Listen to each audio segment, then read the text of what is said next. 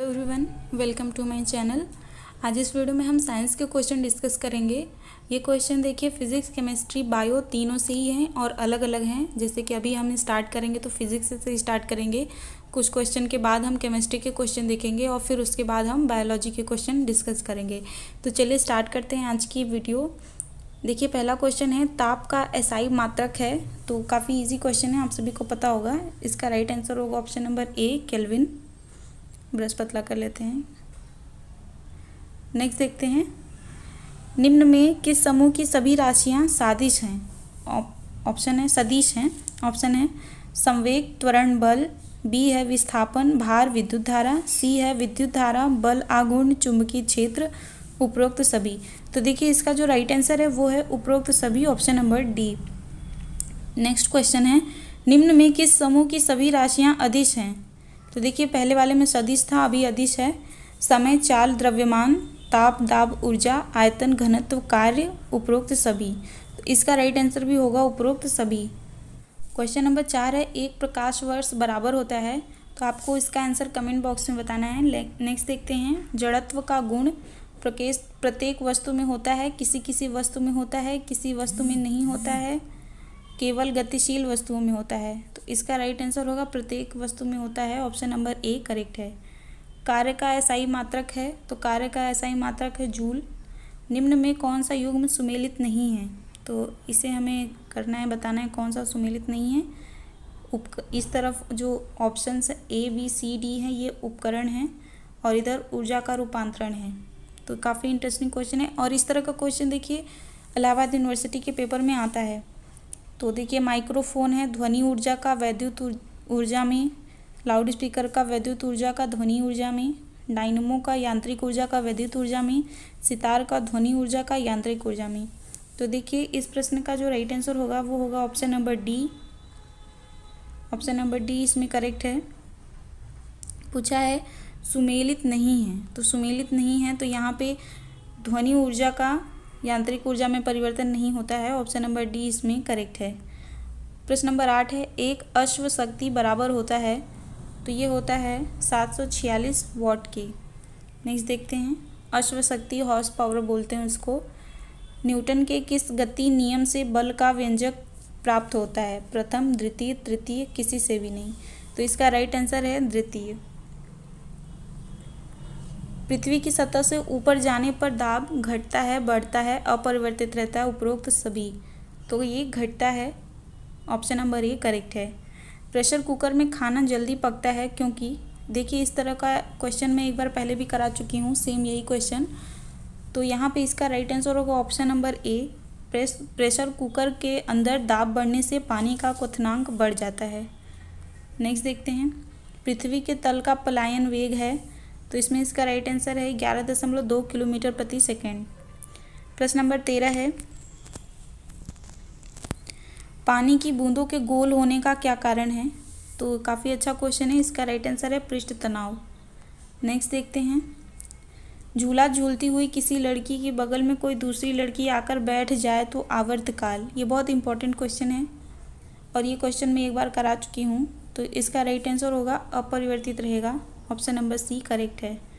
गर्मी में लोलक पेंडुलम की लंबाई बढ़ जाने पर उसका आवर्तकाल बढ़ जाएगा, ऑप्शन नंबर ए करेक्ट होगा। ध्वनि तरंग है, ये भी काफ़ी इंपॉर्टेंट क्वेश्चन है। तो अनुदैर्ध्य जो ऑप्शन ए है ये सही है। देखिए मैंने साइंस हिंदी में नहीं पढ़ी है, मैंने इंग्लिश में पढ़ी है। तो काफ़ी ऐसी चीज़ें हैं जिनका मुझे मीनिंग समझ नहीं आ रहा है। अब यहाँ पे ये क्या है इंग्लिश में, आप बता दीजिएगा अगर आपको पता होगा तो। ऑप्शन नंबर ए इसमें करेक्ट है। अनुप्रस्थ तरंगे किस माध्यम में उत्पन्न की जा सकती हैं? तो ये भी काफ़ी इंपॉर्टेंट प्रश्न है और यहाँ पे इसका राइट आंसर होगा सिर्फ ठोस में। अच्छा, लॉन्गिट्यूडिनल वेव्स, ठीक है।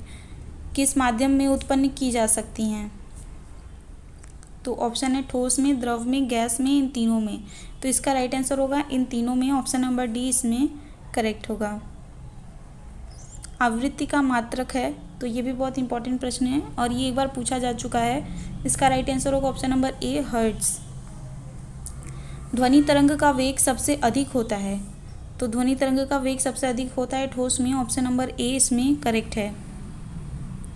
पराश्रव्य तरंगे वे हैं जिनकी आवृत्ति परिसर, ये भी बहुत इंपॉर्टेंट प्रश्न है और इसका राइट आंसर होगा 2000 हर्ट्ज से अधिक। पराश्रव्य तरंगे जो होती हैं वो मानव नहीं सुन सकता है, कई बार क्वेश्चन में पूछा जाता है, तो आप ध्यान दीजिएगा। शुष्क वायु में ध्वनि की चाल, शुष्क वायु में ध्वनि की चाल देखिए 332 मीटर प्रति सेकेंड। ऑप्शन नंबर सी इसमें करेक्ट है। स्त्रियों की ध्वनि पतली होती है क्योंकि, ये भी बहुत इंपॉर्टेंट प्रश्न है। स्त्रियों की ध्वनि का तारत्व अधिक होता है, स्त्रियों की ध्वनि का तारत्व कम होता है, स्त्रियों की ध्वनि की तीव्रता अधिक होती है या उनकी ध्वनि की तीव्रता कम होती है। तो यहाँ पे इसका राइट आंसर होगा ऑप्शन नंबर ए, स्त्रियों की ध्वनि का तारत्व अधिक होता है।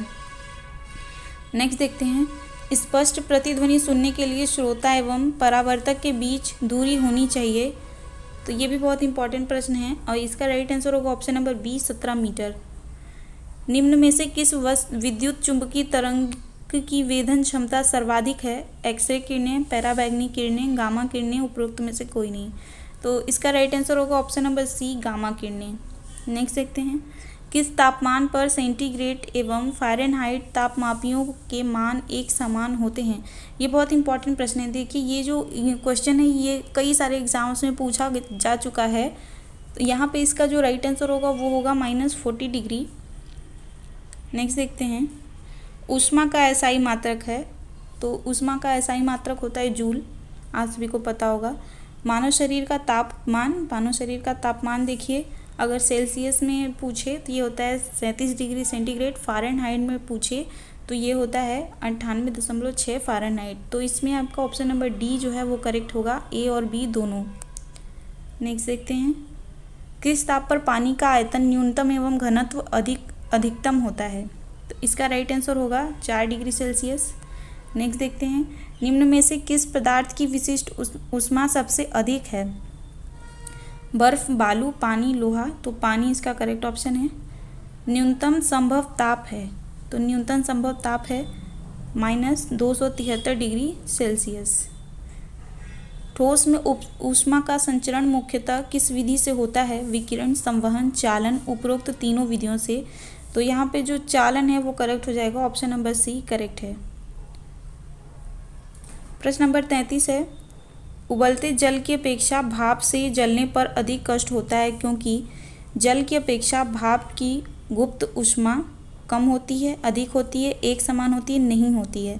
तो इसका राइट आंसर होगा अधिक होती है, ऑप्शन नंबर 20 में करेक्ट है। प्रश्न नंबर 34 है, सूर्य से पृथ्वी पर ऊष्मा का संचरण किस विधि के द्वारा होता है? चालन, संवहन, विकिरण, उपरोक्त तीनों विधियों से। तो ऑप्शन नंबर सी इसमें करेक्ट है, विकिरण। प्रकाश है, अनुप्रस्थ तरंग, अनुदैर्ध्य तरंग, विद्युत चुंबकीय तरंग, ए और सी। तो इस प्रश्न का राइट आंसर होगा ऑप्शन नंबर डी। किस माध्यम से प्रकाश की चाल सर्वाधिक होती है? निर्वात, पानी, कांच, इनमें से कोई नहीं। ये बहुत इंपॉर्टेंट प्रश्न है और इसका राइट आंसर होगा निर्वात। निर्वात में प्रकाश की चाल होती है, तो इसका राइट आंसर है 3 लाख किलोमीटर प्रति सेकेंड। किस रंग के प्रकाश का प्रकीर्णन सबसे अधिक होता है? ये भी बहुत अच्छा क्वेश्चन है और इसका राइट आंसर होगा बैगनी। किस रंग के प्रकाश का अपवर्तनांक सबसे अधिक होता है? इसका राइट आंसर होगा बैगनी। आकाश का रंग नीला क्यों दिखाई देता है? ये भी बहुत अच्छा प्रश्न है और इसका राइट आंसर होगा प्रकाश का प्रकीर्णन। देखिए क्वेश्चन इजी है, आई होप आप सभी को आ रहे होंगे। कमेंट करके बताइएगा कि आपने कितना अटेम्प्ट किया। देखिए प्रैक्टिस सेट है, प्रैक्टिस सेट में आप खुद को देखा करिए कि आप जितना क्वेश्चन दिया जा रहा है उसमें से आप कितना अटेम्प्ट कर पा रहे हैं। जो क्वेश्चन आपको नहीं आता है आपको उसे अच्छे से याद करना है, प्रैक्टिस सेट का यही मतलब होता है। लेकिन हम लोगों को यूट्यूब से पढ़ने की आदत होगी तो हम लोग अपनी पूरी पढ़ाई ही इस तरह के मल्टीपल क्वेश्चन पे डिपेंड करके रखे हैं, तो ऐसा नहीं करना चाहिए। हमें डिस्क्रिप्टिव बुक पढ़नी चाहिए जिसमें शुरू से लेकर अंत तक सभी चीज़ें दी हों। उसके बाद हमें इस तरह का प्रैक्टिस सेट सॉल्व करना चाहिए जिसमें मल्टीपल चॉइस क्वेश्चन हों। तो इस वजह से बच्चे जो मोबाइल से पढ़ रहे हैं या यूट्यूब से पढ़ रहे हैं उन्हें मैं कहना चाहती हूँ कि इस तरह के जो क्वेश्चन होते हैं वो आपके प्रैक्टिस सेट होते हैं। प्रैक्टिस सेट हमें इसलिए सॉल्व करना होता है कि हम कितने में से कितना कर पा रहे हैं, खुद को देखते हैं कि हम कितने में से कितना कर पा रहे हैं। बाकी आपको अगर सब्जेक्ट की तैयारी करनी है तो आप सब्जेक्टिव बुक्स पढ़ा करिए, ठीक है, तो कमेंट करके आप बताइएगा कि आप कितना कर पा रहे हैं। ये क्वेश्चन जिनका साइंस ग्रुप है उनके लिए भी है और जिनका साइंस ग्रुप नहीं भी है उनके लिए भी है, क्योंकि जो जीके के पोर्शन में जो क्वेश्चन आएंगे उसमें आपका साइंस से भी पूछा जाएगा। तो ऐसा नहीं है कि जिनका सिर्फ साइंस है ये उन्हीं के लिए है। देखते हैं प्रश्न नंबर 41।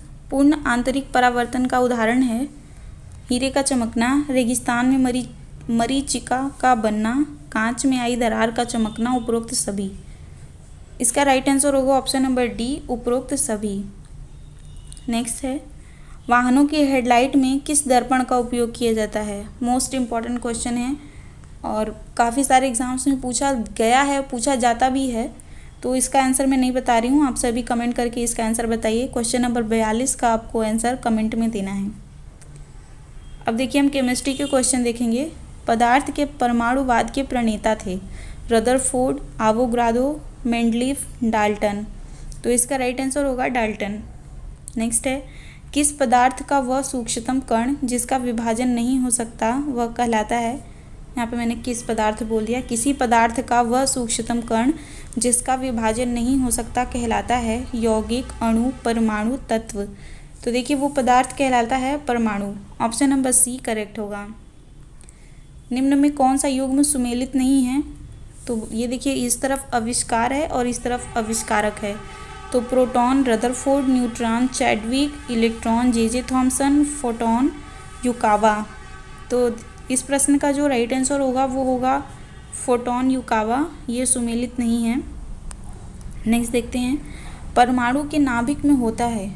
ये भी बहुत अच्छा प्रश्न है, कई बार एग्जाम्स में पूछा जा चुका है। तो देखिए जो परमाणु का नाभिक होता है उसमें होते हैं प्रोटॉन एवं न्यूट्रॉन। ऑप्शन नंबर ए इसमें करेक्ट है।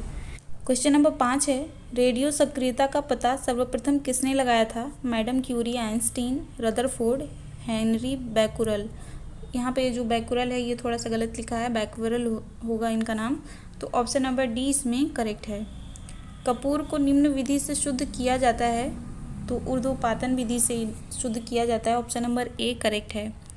परमाणु के नाभिक में उपस्थित प्रोटॉनों की संख्या को कहा जाता है द्रव्यमान संख्या, प्रोटॉनों की कुल संख्या, परमाणु क्रमांक, परमाणु भार। तो इनको कहा जाता है परमाणु क्रमांक। ऑप्शन नंबर सी करेक्ट है। सामान्य ताप एवं दाब पर विभिन्न गैसों के 1 ग्राम अणु का आयतन होता है। तो वो होता है 22.4 लीटर। 1 मोल में कुल परमाणुओं की संख्या है। तो ये होता है 6.023 गुणे 10 के पावर 23। रेडियम की खोज किसने की। Robert Pierre, madame Curie, Henri Becquerel, A एवं बी। तो रेडियम की खोज की थी रॉबर्ट पियरे एवं मैडम क्यूरी ने। ऑप्शन नंबर डी इसमें करेक्ट है। निम्न में सार्वत्रिक विलायक है जल, एल्कोहल, ईथर, नेफ्ता। तो इसका राइट आंसर होगा जल। ऑप्शन नंबर ए करेक्ट है। अम्ल का जलीय विलयन नीले लिटमस पर क्या प्रतिक्रिया करता है। तो ये भी बहुत अच्छा प्रश्न है। इसका राइट आंसर होगा लाल कर देगा। ऑप्शन नंबर ए करेक्ट है। रक्त का पीएच मान क्या है। तो रक्त का जो पीएच मान है वो होगा 7.4। शुद्ध जल का पीएच मान तो 7 होता है। ऑप्शन नंबर बी इसमें करेक्ट है। ड्यूटेरियम में होता है। तो ड्यूटेरियम में होता है 1 न्यूट्रॉन एवं 1 प्रोटॉन। सबसे हल्का तत्व है, ये भी बहुत इंपॉर्टेंट प्रश्न है। इसका राइट आंसर होगा हाइड्रोजन। Option number C. ऑक्सीकरण में इलेक्ट्रॉन ग्रहण किए जाते हैं, इलेक्ट्रॉन मुक्त किए जाते हैं, प्रोटॉन ग्रहण किए जाते हैं या प्रोटॉन मुक्त किए जाते हैं। तो इसका राइट आंसर होगा ऑप्शन नंबर बी, इलेक्ट्रॉन मुक्त किए जाते हैं। वायु है मिश्रण, यौगिक, तत्व, ये सभी। तो इसका राइट आंसर होगा वायु मिश्रण है। ऑप्शन नंबर ए। आधुनिक आवर्त नियम का प्रतिपादन किसने किया था। न्यूलैंड ने, मेंडलीफ ने, मोसले ने, मेंडल ने। तो इसका राइट आंसर होगा मेंडलीफ ने। ऑप्शन नंबर बी करेक्ट है। सबसे अधिक विद्युत ऋणात्मक तत्व है फ्लोरीन, ब्रोमीन, आयोडीन, क्लोरीन। तो इसका राइट आंसर होगा fluorine. Option number A correct है। आधुनिक आवर्त सारणी में तत्वों के वर्गीकरण का आधार क्या है। परमाणु द्रव्यमान, परमाणु क्रमांक, परमाणु घनत्व, उपरोक्त में से कोई नहीं। तो इसका जो राइट आंसर है वो होगा आपका ऑप्शन नंबर बी, परमाणु क्रमांक। मेंडलीफ के अनुसार तत्वों के गुण निम्न में से किसके आवर्ती फलन होते हैं? परमाणु भार के, परमाणु क्रमांक के, परमाणु घनत्व के, इन सभी के। तो इसका राइट आंसर होगा परमाणु भार के। 23 है, सबसे भारी तत्व है, तो सबसे भारी तत्व होगा वो होगा ऑस्मियम। हेमेटाइट किस धातु का अयस्क है? तो इसका राइट आंसर होगा लोहा। सबसे हल्का तत्व है, अच्छा ये मैंने दोबारा बना दिया है ये PDF, एक सेकेंड। यहाँ से प्रश्न नंबर 25, निम्न में से कौन एल्यूमिनियम की मिश्र धातु है? पीतल, जर्मन सिल्वर, कांसा, मैग्नीशियम। तो इसका राइट आंसर हो जाएगा option number D, magnesium. Next है, जर्मन सिल्वर किसका मिश्रण होता है? काफ़ी इंपॉर्टेंट प्रश्न है और इसका राइट आंसर होगा ऑप्शन नंबर डी, तांबा, जस्ता एवं निकेल। पीतल किसका मिश्रण होता है? तो पीतल होता है तांबा और जस्ता का मिश्रण। एल्यूमिनियम का निम्न में से किस अयस्क से निष्कर्षण किया जाता है? बॉक्साइट, कोरंडम, फेल्सपार या ये सभी। तो इसका राइट आंसर होगा ये सभी। पिच ब्लेंड निम्न में से किस धातु का अयस्क है? तो इसका राइट आंसर होगा यूरेनियम।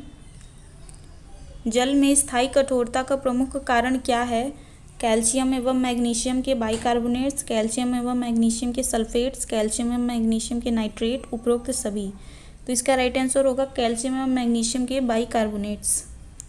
जल की कठोरता कैसे दूर की जाती है? तो ये भी अच्छा क्वेश्चन है और इसका राइट आंसर होगा जल में सोडियम कार्बोनेट डालकर। ऑप्शन नंबर सी करेक्ट है। जल की अस्थायी कठोरता का प्रमुख कारण है कैल्शियम एवं मैग्नीशियम के बाइकार्बोनेट्स, कैल्शियम एवं मैग्नीशियम के सल्फेट्स, कैल्शियम एवं मैग्नीशियम के नाइट्रेट या बी एवं सी दोनों। तो इसका राइट आंसर होगा बी एवं सी दोनों, कैल्शियम एवं मैग्नीशियम के सल्फेट्स, कैल्शियम एवं मैग्नीशियम के नाइट्रेट। यहाँ से हम बायोलॉजी के क्वेश्चन देखेंगे। देखिए पहला क्वेश्चन, जीव विज्ञान का पिता किसे कहा जाता है? चार्ल्स डार्विन, लिनियस, अरस्तु, मेंडल। तो इसका राइट आंसर होगा अरस्तु को कहा जाता है। जीवन का भौतिक आधार है जीन, कोशिका, माइक्रोकॉन्ड्रिया, जीव द्रव्य। तो यहाँ पे इसका राइट आंसर होगा जीव द्रव्य। ऑप्शन नंबर डी इसमें करेक्ट है। सर्वप्रथम कोशिका का पता किसने लगाया था? तो देखिए कोशिका का पता सर्वप्रथम रॉबर्ट हुक ने लगाया था। ऑप्शन नंबर बी इसमें करेक्ट है। कोशिका का शक्ति केंद्र किसे कहा जाता है? तो कोशिका का शक्ति केंद्र कहा जाता है माइटोकॉन्ड्रिया को। निम्न में से कौन सी रचना पादप कोशिका को जंतु कोशिका से विभेदित करती है? कोशिका भित्ति, पर्णहरित, सेंड्रियोल, ये सभी।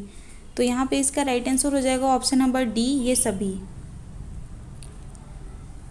आगे बढ़ते हैं। निम्न में किस कोशिकांग को आत्महत्या की थैली कहा जाता है? तो राइबोसोम, लाइसोसोम, रिक्तिका, सेंट्रोसोम। तो इसका राइट आंसर होगा ऑप्शन नंबर ए, राइबोसोम। DNA की द्विगुणित कुंडली का पता किसने लगाया? ये भी काफ़ी इंपॉर्टेंट प्रश्न है और ये लगाया था वाटसन एवं क्रिक ने। ऑप्शन नंबर ए करेक्ट है। DNA का प्रमुख कार्य क्या है? ये भी अच्छा क्वेश्चन है। आनुवांशिक क्रियाओं का संचालन। RNA पाया जाता है, किस में पाया जाता है ये बताना है। तो देखिए RNA जो पाया जाता है वो कोशिका द्रव्य में पाया जाता है। आनुवांशिकी का पिता किसे कहा जाता है? ये क्वेश्चन कई बार एग्जाम्स में पूछा गया है। इसका राइट आंसर होगा मेंडल को। मनुष्य में गुणसूत्रों की कुल संख्या है? तो कुल संख्या है 46। ऑप्शन नंबर ए इसमें करेक्ट है। निम्न में से मनुष्यों में होने वाले आनुवांशिक रोग कौन से हैं? देखिए ये क्वेश्चन एक बार पूछा जा चुका है। वर्णांधता, हीमोफीलिया, टर्नर सिंड्रोम, उपरोक्त सभी। आपने UPBED का previous question paper set solve किया होगा तो ये क्वेश्चन उसमें पूछा गया है, मुझे याद है। इसका राइट आंसर है उपरोक्त सभी। लड़का पैदा होगा तो जब ऑप्शन नंबर सी XY गुणसूत्र हो तब लड़का पैदा होगा। तो ऑप्शन नंबर सी इसमें करेक्ट है। हीमोफीलिया रोग से ग्रस्त व्यक्ति में, काफ़ी इंपॉर्टेंट प्रश्न है, रक्त का बहना बंद नहीं होता है तो हीमोफीलिया रोग होता है। जीन के बारे में निम्न में से कौन सा कथन सत्य है? पहला है यह DNA की एक क्रियात्मक इकाई है, यह आनुवांशिकी की इकाई है, यह गुणसूत्र पर उपस्थित रहता है, उपरोक्त सभी। तो इसका राइट आंसर होगा उपरोक्त सभी, तीनों ही सही हैं। जीन का सर्वप्रथम कृत्रिम संश्लेषण किसने किया था?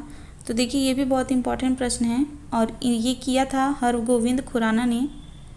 इन्हें नोबेल पुरस्कार भी मिला है। ये अमेरिकी भारतीय थे।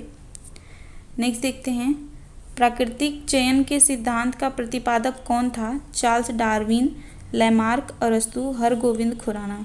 तो इसका राइट आंसर होगा ऑप्शन नंबर ए, चार्ल्स डार्विन। आनुवांशिक संबंधी प्रयोग के लिए मेंडल ने किस पौधे का चुनाव किया था? तो ये भी काफ़ी अच्छा प्रश्न है और इसका राइट आंसर है ऑप्शन नंबर ए, मटर। एक वर्णांध व्यक्ति में किस रंग की पहचान नहीं होती? ये भी इम्पॉर्टेंट प्रश्न है और इसका राइट आंसर है लाल हरा। निम्न में से किस संघ के जंतुओं को जीव द्रव्य के स्तर पर गठित जंतु कहा जाता है? Protozoa, porifera, coelenterata, arthropoda. तो इसका राइट आंसर होगा protozoa. Option number A correct है। नेक्स्ट देखते हैं प्रश्न नंबर 21, एक कोशिकीय जंतु अमीबा एवं युग्लिना को किस संघ के अंतर्गत रखा गया है? Porifera, Coelenterata, amphibia, protozoa. तो इसका राइट आंसर है ऑप्शन नंबर डी, प्रोटोजोआ। मेढक में श्वसन किस अंग द्वारा होता है? त्वचा, क्लोमो, फेफड़ों, इन तीनों। तो ऑप्शन नंबर डी इसमें करेक्ट है। प्रश्न नंबर 23 है, निम्न में वास्तविक मछली है? स्टार फिश, ब्रिटल स्टार, हिप्पोकैमस, सी ककम्बर। तो इसका राइट आंसर है हिप्पोकैमस। ऑप्शन नंबर सी इसमें करेक्ट है। मेढक किस वर्ग का जंतु है? तो मेढक है एम्फीबिया वर्ग का। ऑप्शन नंबर बी इसमें करेक्ट है। स्तनियों का हृदय कितने कोष्ठ का होता है? तो ये होता है 4 कोष्ठ का। ऑप्शन नंबर सी इसमें करेक्ट है। स्तनधारी वर्ग में रक्त का सबसे अधिक तापमान किस जंतु में पाया जाता है? भैंस, बकरी, मनुष्य, व्हेल। तो इसका राइट आंसर होगा बकरी। ऑप्शन नंबर बी इसमें करेक्ट है। मछलियाँ किस अंग से सांस लेती हैं? नाक, त्वचा, गिल, मुंह। तो गिल से लेती हैं, गलफड़ा भी बोलते हैं उसको। ऑप्शन नंबर सी इसमें करेक्ट है। सबसे बड़ा स्तनधारी है हाथी, डॉल्फिन, मनुष्य, ब्लू व्हेल। तो इसका राइट आंसर है ब्लू व्हेल।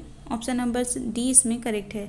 विश्व का सबसे छोटा पक्षी है, आप सभी को पता होगा, humming bird. Option number C इसमें करेक्ट है। कशेरुक जंतु के शरीर का सर्वाधिक कठोर भाग होता है? इनेमल, दांत, जांघ की हड्डी, कलाई की हड्डी। तो इसका राइट आंसर है enamel. Option number A correct है। व्हेल में श्वसन किस अंग में होता है? गिल, त्वचा, फेफड़ा, मुंह। तो इसका राइट आंसर है फेफड़ा। ऑप्शन नंबर सी इसमें करेक्ट है। आधुनिक मानव को जंतुओं के किस वर्ग में रखा गया है? सिटीभिमा, कार्निवोरा, प्राइमेट्स, इंसेक्टिवोरा। इसका राइट आंसर होगा ऑप्शन नंबर सी, प्राइमेट्स। ऊतकों के अध्ययन संबंधी विज्ञान को कहा जाता है? तो देखिए ये भी काफ़ी इंपॉर्टेंट प्रश्न है और इसका राइट आंसर होगा option number C, histology. I hope ये वीडियो आपके लिए हेल्पफुल हो। जिनका साइंस है उनके लिए मैंने फिज़िक्स, केमिस्ट्री, बायोलॉजी तीनों का ही क्वेश्चन करा दिया है। साथ ही जिनका साइंस नहीं भी है उनके लिए भी ये इंपॉर्टेंट है क्योंकि ये क्वेश्चन आपके जीके वाले पोर्शन में भी आ सकते हैं। तो अगर वीडियो पसंद आई हो तो इसे लाइक एंड शेयर ज़रूर करें। मिलते हैं आपसे एक और इम्पॉर्टेंट वीडियो में। हम कोशिश कर रहे हैं कि जल्दी जल्दी सारा वीडियो बना सकें, हमें टाइम नहीं मिल पा रहा है। अगल बगल इतना सभी पूजा पाठ कर रहे हैं, सब स्पीकर लगा लगा के पूजा कर रहे हैं, बहुत डिस्टर्ब होता है बनाने में। तो मैं कोशिश कर रही हूँ। 18 को आपका एग्ज़ाम है, आप सभी को ऑल द बेस्ट। बिल्कुल परेशान मत होइए, केवल बेसिक चीज़ें ही पढ़िए और जो पढ़ लिया है उसे रिवाइज़ ज़रूर करिए क्योंकि देखिए जब आप एग्ज़ाम देने जाते हैं तो आपको क्वेश्चन आता रहता है, आपको सभी ऑप्शन सही लगते हैं क्योंकि आपने क्वेश्चन तो देखा है लेकिन वो ठीक से याद नहीं किया। तो रिवाइज़ ज़रूर करिए ताकि जो देखा हुआ है वो भूले नहीं, ठीक है। बहुत ज़्यादा टफ पेपर इलाहाबाद का नहीं होता है। आप सभी को ऑल द बेस्ट, अच्छे से पेपर करिएगा। हम कोशिश कर रहे हैं आपको सभी विषयों की प्लेलिस्ट प्रोवाइड करा दें। तो चलिए मिलते हैं आपसे एक और वीडियो में। अभी के लिए नमस्कार।